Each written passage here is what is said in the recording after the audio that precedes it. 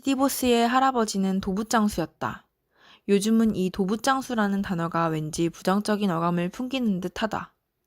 얄팍하고 부정직한 상술로 무장한 채 장터에서 손님을 끌어당기는 열입꾼이나 싸구려 양복을 입고 자동차 트렁크에 잔뜩 실린 진짜 롤렉스 시계를 파는 보따리 장수와 비슷한 어감이다. 그러나 리치디보스의 할아버지는 아주 정직하고 근면한 고전적인 의미의 도부장수였다. 원래 이 도부장수라는 단어는 행상인이나 장사꾼을 의미하는 네덜란드어 헥스터에서 비롯되었다. 어원을 놓고 보면 부정적인 어감이 끼어들 여지가 별로 없어 보인다. 리치의 할아버지는 매일 아침 낡은 트럭을 몰고 시장으로 가서 채소나 야채 등의 물건을 산 다음 약간의 이문을 붙여 집집마다 돌아다니며 파는 장사를 했다. 알티코르가 오늘날과 같은 성공을 거둔 데는 네덜란드 출신의 한 도부장수에게 힘입은 바가 크다. 리치는 가끔 미소를 지으며 이렇게 말하곤 한다.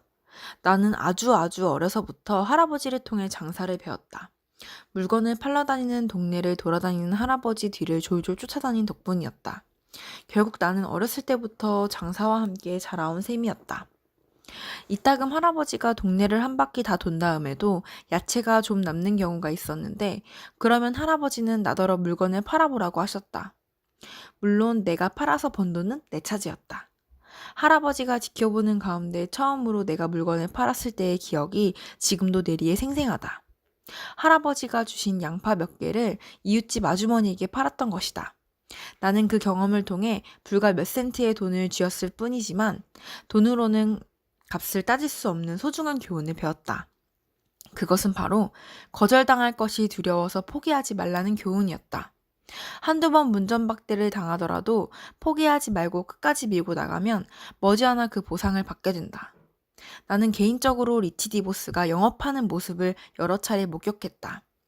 현재 NBA에는 모두 29개의 팀이 소속되어 있는데 그 중에서 올랜도 매직은 끝에서 두 번째로 시장 규모가 작은 구단이다. 따라서 우리가 연고권을 유지하기 위해서는 우리 구단주인 리치디보스가 팀을 올랜도시 그리고 우리가 데려온 유능한 선수들에게 팔아야 한다는 결론이었다. 실력이 뛰어나고 몸값도 높은 선수들은 대부분 로스앤젤레스나 보스턴, 필라델피아, 뉴욕과 같은 대도시에 연고를 둔 팀을 선호한다. 올랜도처럼 조그만한 도시가 그런 대도시와 경쟁한다는 것은 결코 쉬운 일이 아니다. 그러나 올랜도는 무난히 그리고 성공적으로 그런 경기를 뚫고 나간다. 올랜도 NBA 전체를 통틀어 가장 소유 구조가 좋은 구단으로 꼽힌다. 매직의 총감독인 존 가브리엘이 말이다.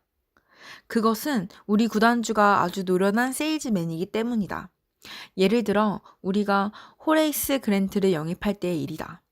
리치는 자신의 사위인 밥 반더웨이드가 나에게 헬리콥터를 주며 시카고에 있는 호 레이스와 그와 에이전트 지미 섹스턴을 미시간주 홀랜드에 있는 자신의 집으로 데려오라고 지시했다.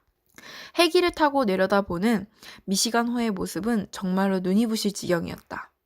우리가 리치 집 뒷마당에 착륙했을 때 반바지에 티셔츠 차림에 맨발로 우리를 맞이한 사람이 바로 리치 자신이었다.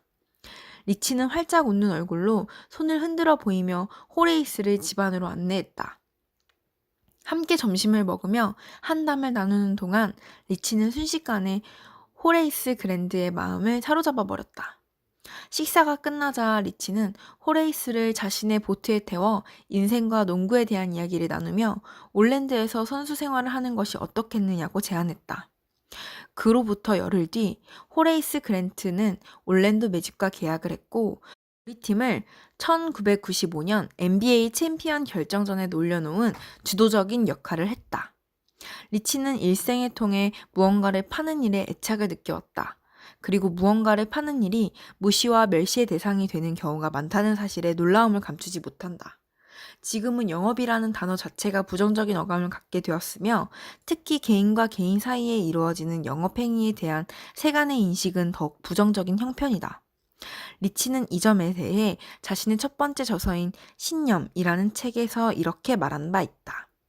옛날에 나에게 이렇게 말하는 사람들이 많았다. 아, 아메이, 직접 판매인가 뭔가를 하는 회사지요? 나는 물론 그렇다고 대답했다. 우리는 개인 서비스 사업을 하는 사람들이다. 흔히 사람들은 개인 서비스업이라고 하면 고객들을 골탕 먹이는 사람으로 생각한다. 여기에 대해서는 사과할 필요성을 느끼지 않는다.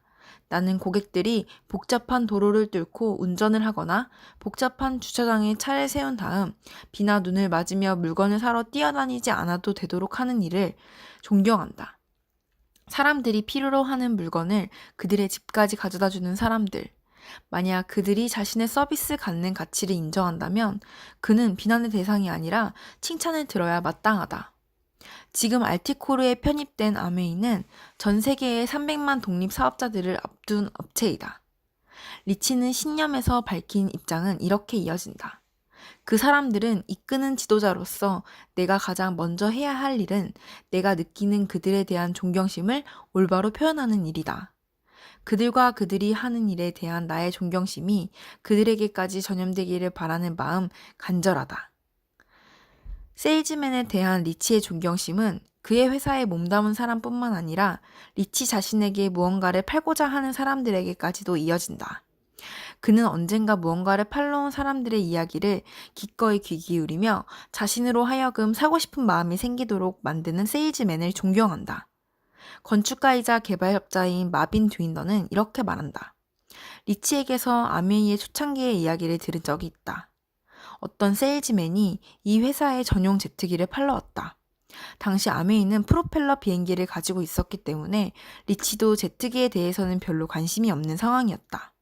세일즈맨은 리치에게 공항으로 나와서 비행기를 한번 살펴보라고 권했다. 리치는 정말로 제트기를 살 마음이 없었기 때문에 그냥 구경만 한다는 조건으로 그러자고 했다. 리치가 공항으로 나가자 세일즈맨은 리치에게 그 제트기를 한번 타보라고 권했다. 그래서 그들은 그랜드 래피즈에 이륙한 다음 디트로이트를 한 바퀴 돌아서 다시 돌아왔다. 아주 멋진 비행기로군요.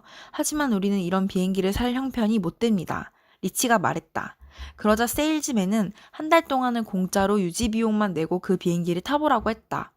그렇게 해서 리치는 한 달 동안 그 비행기를 타게 되었다. 그 다음 리치의 말이 걸작이다. 한 달이 지나니까 내 비행기를 빼앗아 가려고 하잖아. 이것이 세이지의 달인 리치 디보스에게 제트 비행기를 파는데 성공한 이야기다. 아마 리치 디보스는 세상에서 가장 유능한 세일즈맨 가운데 한 사람일 것이다.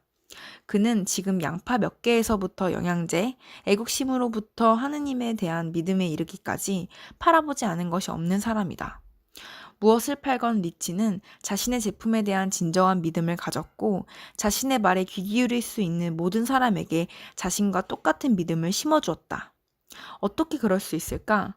그런 솜씨를 발휘하려면 어떤 성격적인 특징과 기술이 필요할까?